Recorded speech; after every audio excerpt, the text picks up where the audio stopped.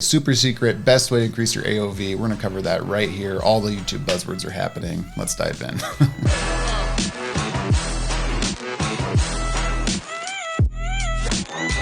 Okay, so do you want to know the best way to increase your average order value? Test and increase your pricing. Now, before you go anywhere, bear with me, because that might seem really obvious in the front end, but honestly, not a lot of people do it.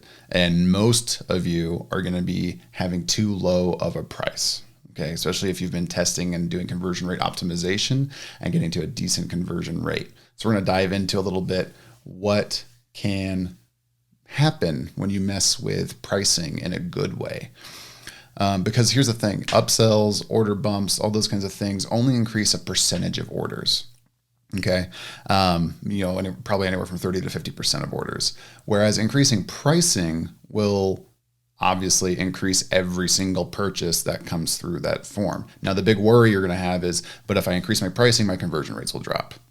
And that might be true, but we're going to cover here why that is not a bad thing sometimes. The thing you want to remember is that conversion rate and average order value is a balance. Okay, a lower conversion rate does not mean that your funnel is performing worse if your AOV is high enough.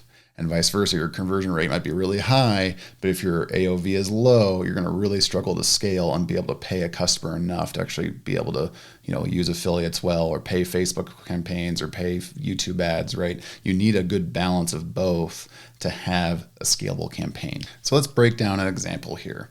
Let's assume we have a $37 front end price point. And again, there's no upsells here. So just $37 AOV for lack of a better term. And let's say it's converting at 2.3%. which is a decent conversion rate at that price point.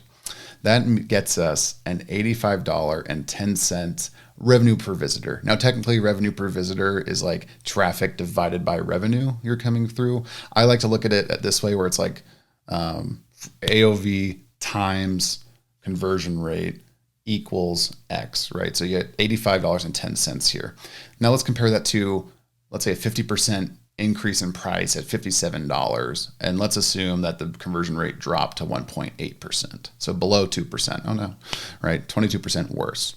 That's going to get you $102 revenue per visitor compared to the $85.10. So that's a $17 more profit.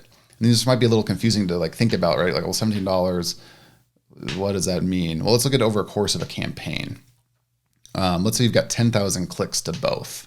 For the $37, 2.3% conversion rate, that's 230 customers coming in. 230 times 37 is $8,510. Okay, at $57 at a 1.8%, that's 180 customers coming in. 57 times 180 equals $10,260. Again, see where this math starts to come in, right? So that is $1,700, $1,750 more in earnings or in profit, whatever you want to call it, right? For that, for the $57, the less converting option. Again, we're not assuming there's any upsells or bumps here. So those two split tests for initial front end price. That's kind of a higher $1,700 more earning, which in theory is more scalable. You can pay affiliates more. You can pay Facebook or YouTube more, right? Any of these traffic sources, you can now pay more and be more scalable and profitable. But let's assume that upsell bumps are in order here. So for that $37 front end, let's assume they're getting a pretty good upsell take rate and they're getting their AOV up to that $60 range and maintaining that 2.3% conversion rate on the front end.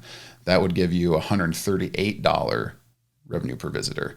And at $57, let's assume they're getting a $70 AOV. That would be below average in my opinion, but let's assume that's, maybe you're not having a good time upselling higher paying front end customers, which can happen. That gives you $126 RPV with that $70 AOV. So you'd have to have a $77 AOV on that $57 front end product in order just to match that $37 product at that 2.3% conversion rate.